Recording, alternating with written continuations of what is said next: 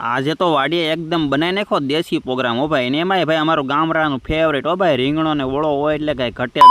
જય શ્રી રામ ને મિત્રો, ફરીવાર આવી ગયા છે વાડીએ, કેમ કે અમારે વાડીએ બનાવવાનો છે રીંગણાનો ઓળો. તેના માટે તો ખેતરમાં આવી ગયા છે રીંગણી, અને રીંગણા મસ્ત મજાના તોડી લીધા. થોડીક જ વારમાં તોડી લીધા ટમેટા, કેમ કે આપણે વાડીનું હોય એટલે ભાઈ બીજે ક્યાંય લેવા જવું જ ન પડે. થોડીક જ વારમાં બધા મિત્રો આવી ગયા ને કટિંગ કરવાનું કરી દીધું ચાલુ. ને હરેશભાઈ તો મસ્ત મજાના ઓળા ભઠ્ઠામાં નાખવાના છે, એટલે ભાઈ વિંધા આવી રીતના પાડવા પડે, અગર ઓળો છે ને ભાઈ ફાટે.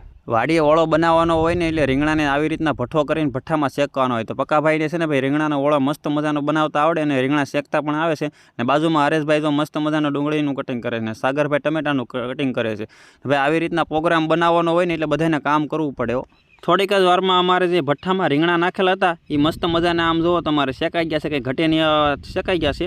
ને હવે છે ને અમારે ભાઈ રીંગણાને જે સાયલું હોય ને એ ચારે બાજુ ઉખડવાનું છે. તો હવે પકાભાઈને તો મસ્ત મજાનો સાયલું ઉખડતા આવડે છે, અને પછી ભાઈ ઓળો બનાવવાનો હોય છે. ને આમ જુઓ તમારે કેમ મસ્ત મજાના ભાઈ શેકાઈ ગયા છે, કંઈ ઘટે નહીં. અને પકાભાઈને આવડે એટલે ભાઈ આવું તો કોઈ ન આવડે. હાલો મિત્રો, ઓળાનું કામ બધું કમ્પ્લીટ થઈ ગયું છે. હવે ખાલી ઓળાને છે ને વઘારવાનો છે. તો પકાભાઈ જો ભાઈ બકડિયું મસ્ત મજાનું મેકી દીધું, અને તેલ પણ નાખી દીધું છે. ને હવે ભાઈ છે ને પકાભાઈ તો ધીમે ધીમે ગ્રેવી બનાવવાનું ચાલુ કર્યું છે.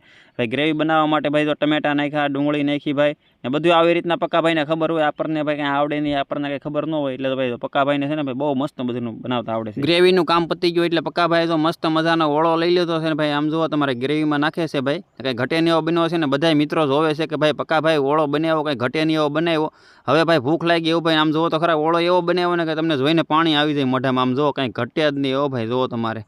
ને ભાઈ તમારે આવી રીતના ઓળો ખાવો હોય તો આપણી વાડીએ વહી આવો ભાઈ. થોડીક જ વારમાં આમ તો મસ્ત મજાનો ઓળો બની ગયો છે. પકાભાઈ કે હું ટેસ્ટ કરી લો. પકાભાઈ ટેસ્ટ કરે. પકાભાઈ કે આમાં થોડુંક છે ને ભાઈ મોળું લાગે છે એટલે મરચું નાખવા દે. ઓ બાપા, પકાભાઈ નાખ્યું ભાઈ મરચું લાટ બધું. આ ચારી કાંઈ વાંધો નહીં ભાઈ, ઓળો ભાઈ તીખો હોય ને તો મજા આવે ભાઈ. ને આવી રીતના ભાઈ છે ને ઓળો વાડીએ ખાવાની બહુ મજા આવે. ને મારી સાથે રોટલો હોય એટલે બહુ મજા આવે. તો બધા મિત્રો જો ભાઈ બેસી ગયા છે ને ભાઈ જમવાનું ચાલુ કરી દીધું છે. ભાઈ આવી રીતના ભાઈ જમવાની મજા આવી એવી તમને હોટલમાં પણ મજા ન આવે ભાઈ.